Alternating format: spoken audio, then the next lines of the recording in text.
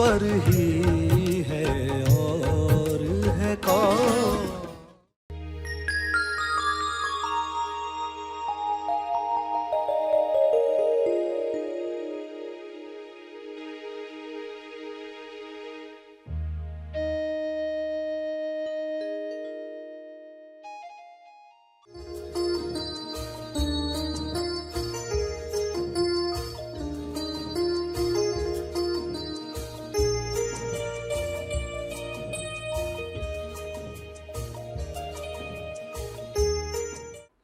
प्यारे खोजियों, जो प्रार्थना सभी का भला और तीव्र गति से तेज लाभ कर सकती है, वह है विश्व के सारे लीडर्स के लिए प्रार्थना करना।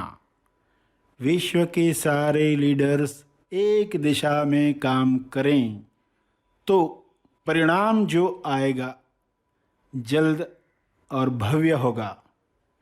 तो प्रार्थना में विश्व के सारे लीडर्स के लिए 3 चरण क्या रखने चाहिए? पहला, विश्व के सारे लीडर्स नायक निस्वार्थ भाव से विश्व शांति और संपूर्ण स्वास्थ्य के लिए काम करें। वे सब शांति दूत बने। उसका दूसरा चरण ये हो कि विश्व के सारे लीडर्स आउट ऑफ बॉक्स की सोच रखें, यानी समस्याओं का रचनात्मक समाधान वे ढूंढ पाएं जो विश्व में पहले कभी नहीं हुआ। वह सब मिलकर प्रेम आनंद मौन से आयोजित करें। तीसरा चरण, विश्व के सारे लीडर्स की इच्छा वही हो जो ईश्वर की इच्छा है, यानी जो ईश्वर की इच्छा है वही इच्छा विश्व के सारे लीडर्स रखें। यह संभव है, ऐसा हो रहा है। सभी को शुभेच्छा। हैप्पी थॉट्स तेज ज्ञान फाउंडेशन द्वारा आयोजित ध्यान प्रार्थना बीज बोने के लिए आप सबका स्वागत करते हैं। रोज हम सब मिलकर प्रार्थना करते हैं ताकि हम खुद भी स्वस्थ रह पाएं और जो बीमार हैं उन्हें भी हम अपनी प्रार्थना का बल पहुंचा पाएं। तो आइए ग्रहणशील रहते हैं और इस प्रार्थना का लाभ लेते हैं। सभी प्रार्थना करें विश्व शांति के लिए, स्वास्थ्य के लिए, सच्चे ज्ञान के लिए।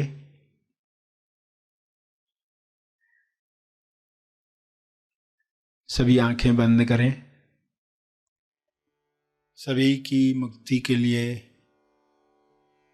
स्वास्थ्य के लिए, संतुष्टि के लिए प्रार्थना करें। हे परमात्मा, आप सभी में विवेक चेतना जगाएं ताकि सभी अपने विचारों से फासला रखकर देख पाएं, अपने विचारों का दर्शन करके स्वयं की पहचान प्राप्त कर पाएं। विचारों के अंदर आए हुए डरों को, लालच को पहचान कर वे अपनी मुक्त अवस्था को जान पाएं। जब अपनी अवस्था हर इंसान जानेगा तब निर्भय होकर बिना आसक्ति वह लोक कल्याण के लिए कार्य करेगा। सभी की मुक्ति तब संभव होगी सभी अपने स्वास्थ्य की उच्चतम अवस्था में जाने के काबिल बनेंगे। विचारों में भय है तो मैं भयभीत हूँ, ऐसा ज्ञान इंसान में प्रवेश करता है। विचारों में चिंता है, निराशा है, तो इंसान मैं निराश हूँ, मैं चिंतित हूँ, ऐसे मान लेता है। इस मान्यता की वजह से वह दिखावटी सत्य में फंसता है। DS दिखावटी सत्य। दिखावटी सत्य दिख रहा है कि लोग बीमार हो रहे हैं, लोगों को समृद्धि नहीं मिल रही है, नौकरी नहीं मिल रही है, कार्य नहीं मिल रहा है, खाना नहीं मिल रहा है। लालचवश लोग दूसरों का नुकसान कर रहे हैं, चेतना नीचे गिर रही है।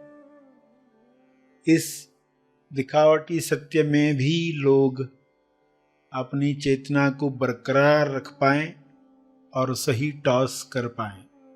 टॉस यानी प्रार्थना, टॉस यानी द ओनली सत्य। सत्य के साथ देखें कि बीमारियों के पीछे, समस्याओं के पीछे समाधान, आरोग्य आ रहा है। नए युग में जिस तरीके से लोग स्वस्थ होंगे, जिस तरीके से दूसरों के स्वास्थ्य का ख्याल रखेंगे, वैसा युग निर्माण होने के लिए एक दिखावटी सत्य तैयार होता है जो सच्चा लगता है। दिखावटी शब्द भी कहा और सत्य शब्द भी कहा। भासित होता है मगर है नहीं। ऐसे DS में लोग अपने विवेक को जागृत रख पाएं, अपना होश बरकरार रख पाएं, अपने ध्यान क्षेत्र में आया हुआ हर दृश्य अपनी किरणों से, अपनी प्रार्थना से, अपने मंगल भावों से समाप्त कर पाएं। सबको स्वास्थ्य मिले, समृद्धि मिले, प्रेम मिले, आनंद मिले। मनुष्य देह में स्वर्ग का एहसास हो, जिंदा होने का एहसास सबको मिले। ये संभव है।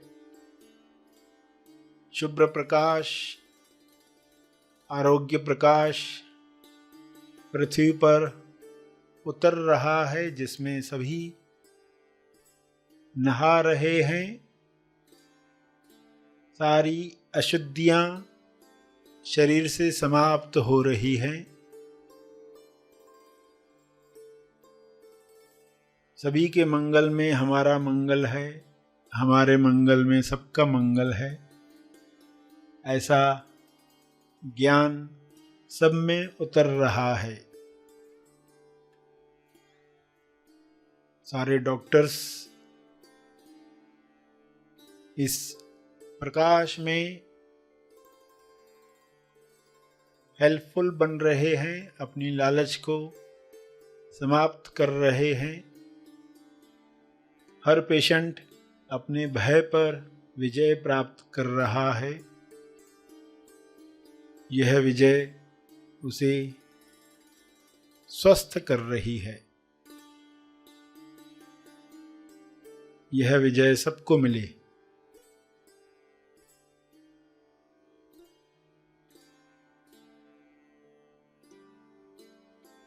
सभी अपने शब्दों में प्रार्थना कहते रहें। जो भी उनके ध्यान क्षेत्र में आ रहा है, DS दिखावटी सत्य आ रहा है, उसके पीछे क्या है स्वयं को बताएं।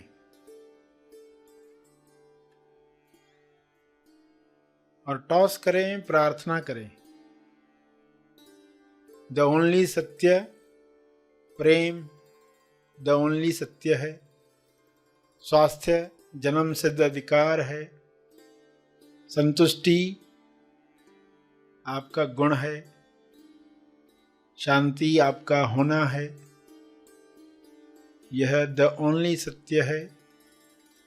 इसी में स्वयं को स्थापित होते हुए देखें और सबके लिए यही कामना करें कि सभी द ओनली सत्य, एकमात्र सत्य जो है उसमें स्थापित हों, ताकि हर रोग से मुक्ति मिले।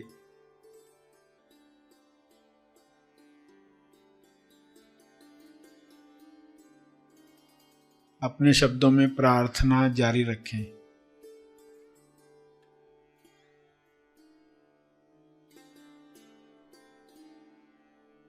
अंत में अपने तप का बल अर्पण करें।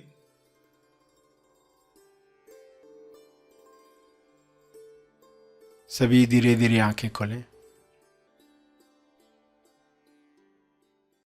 आइए सब ग्रहणशील होते हैं एक चेतना संदेश सुनने के लिए।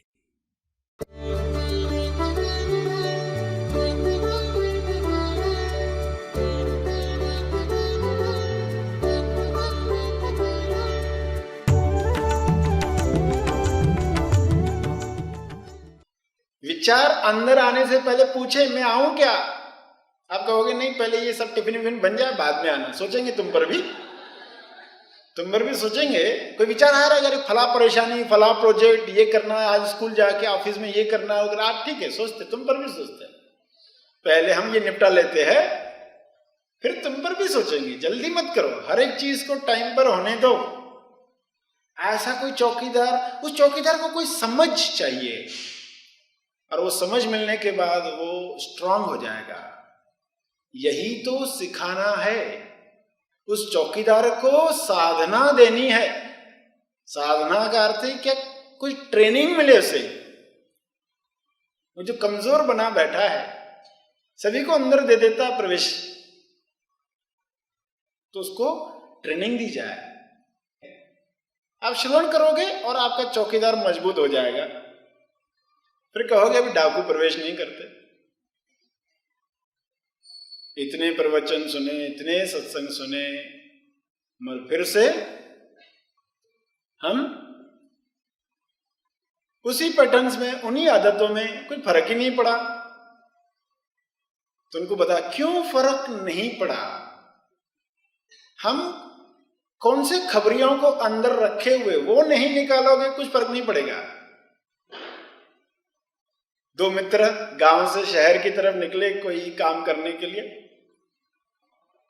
और एक मित्र ने देख लिया पेड़ पर लव बर्ड, प्रेम पक्षी देखा उसने, तो मान्यता थी उनकी कि ये पक्षी देखा तो शुभ होता है, ये पेड़ में देखा, ये दो पक्षी देखे तो शुभ होता है। अलग अलग मान्यताएं होती ना, बिल्ली रास्ता काट के जाए तो अशुभ होता है, इस दिन को काले वस्त्र पहने तो बुरा होता है, इस दिन बाल कटवाए तो गलत होता है, ये भगवान नाराज होता है, वो भगवान नाराज होता है, इस दिन खट्टा खाया तो ये अपशगुन हो जाता है, हाथ में खुजली हो रही तो पैसा मिलने वाला है, वो हाथ में खुजली, आंख फड़की तो क्या होगा, वो आंख फड़की तो क्या होगा, सबके लिए बताया गया है। ये सब मान्यताएं जो हम सुन रखते हैं। मान्यता का अर्थ है क्या? मान के बैठे हैं, जो सत्य नहीं है। सत्य नहीं है, सिर्फ मान लिया और वैसा हम जीने लगते हैं। फिर हर दिन देखते आज कौन सा दिन है, कौन सी तारीख है, जोड़कर देखेंगे और मिलाएंगे, पंचांग कुंडली मिलाएंगे, पेपर में पढ़ेंगे और फिर दिन शुरू करेंगे। ये सब डाकू हैं जो घुस आते हैं। तो ये दो मित्र, इनकी मान्यता, ये दो पक्षी देखे अच्छा होने वाला है। उससे क्या होता है? विचारों में परिवर्तन आता है। मूल बात क्या है? मान्यता जब बनाई गई किसी समझ से बनाई गई। जब लाइट नहीं थी, बिजली नहीं थी, तो मान्यता बनी शाम को झाड़ू लगाओ ही मत, क्योंकि कोई इंसान कम रोशनी में कोई कीमती चीज भी झाड़ू में फेंक कर आ जाए बाहर, तभी बिजली नहीं थी। तो ये टाइम हो गया तो झाड़ू लगानी नहीं है, मान्यता बना दी। तो लोग डर रहे। आज पूरी बिजली होने के बावजूद भी उन मान्यताओं में उलझे हुए हैं। तो उनको कहा जाता है, अब इनसे बाहर आओ, समझो ये बनाई गई तो क्यों बनाई गई। तुम्हारे विचारों में परिवर्तन आता है। वो दो पक्षी देखे, अब अच्छा होने वाला, विचार बदले। वो पक्षियों ने कुछ किया नहीं, हमारे विचार कैसे बदले।